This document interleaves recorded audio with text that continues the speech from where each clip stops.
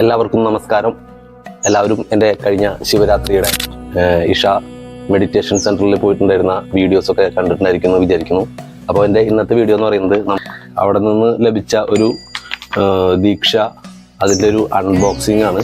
പലരും ഇത് ചോദിച്ചത് എന്താണ്, ആ വീഡിയോസിൻ്റെ അടിയിലുള്ള കമൻസ് ഒക്കെ നോക്കി കഴിഞ്ഞിട്ടുണ്ടെങ്കിൽ കാണാം.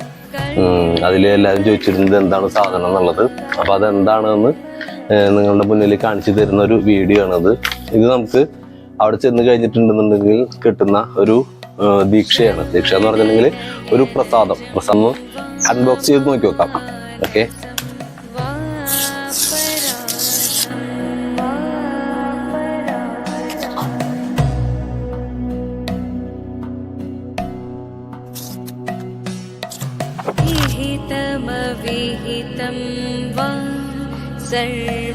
ആദിയോഗിയുടെ കൃപ കൈവരിക്കാനുള്ള ഉത്തമമായ ഒരു ഉപാധിയാണ് രുദ്രാക്ഷ ദീക്ഷ.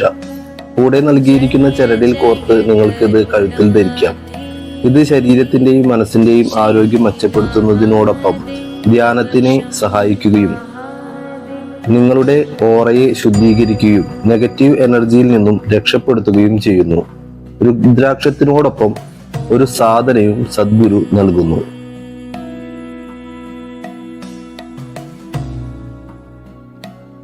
അഭയസൂത്രം എന്നാണ് ഈ ചരടിനെ വിശേഷിപ്പിക്കുന്നത്.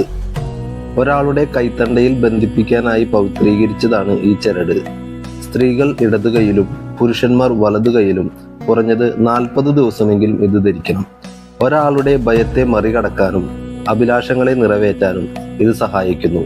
ഉപേക്ഷിക്കുന്ന സമയത്ത് കെട്ടഴിച്ചു മാറ്റിയതിനു ശേഷം കുഴിച്ചിടുകയോ കത്തിക്കുകയോ ചെയ്യുക. മുറിക്കാൻ പാടില്ല. വിഭൂതി ധ്യാനലിംഗത്തിൽ വെച്ച് പവിത്രീകരിച്ച പാവനമായ ഈ വിഭൂതി ശരീരത്തിൽ ചാർത്തുന്നത് ഒരാളുടെ ആത്മീയ ഉണർവിന് വഴിയൊരുക്കും.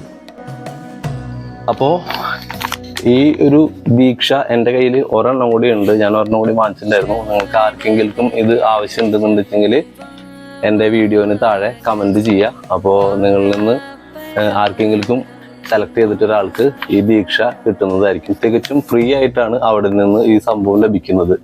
ഇതിലെ ഒരു കാര്യങ്ങളും പറയാനുള്ളത്, അവിടെ കാണുന്ന ആ സ്റ്റാച്ചു ഉണ്ട്, ആദിയോഗിയുടെ ഒരു വലിയ സ്റ്റാച്ചു. ആ സ്റ്റാച്ചുവിൽ ഒരു വർഷമായിട്ട് കിടന്നിരുന്ന ലക്ഷക്കണക്കിന് രുദ്രാക്ഷങ്ങളിൽ ഒരു രുദ്രാക്ഷമാണ് ഇതിലുള്ളത്. അതിനനുസരിച്ചുള്ള പവിത്രത കൂടി ഈ രുദ്രാക്ഷത്തിനുണ്ട്. അപ്പോൾ വിശ്വാസം അർപ്പിച്ചുകൊണ്ട് ആർക്കെങ്കിലും ഇത് ആവശ്യമുണ്ടെന്നുണ്ടെങ്കിൽ എൻ്റെ വീഡിയോൻ്റെ താഴെ കമൻറ്റ് ചെയ്യുക. ഓക്കെ, എല്ലാവർക്കും ഒരു നല്ലൊരു ശുഭദിനം ആശംസിക്കുന്നു.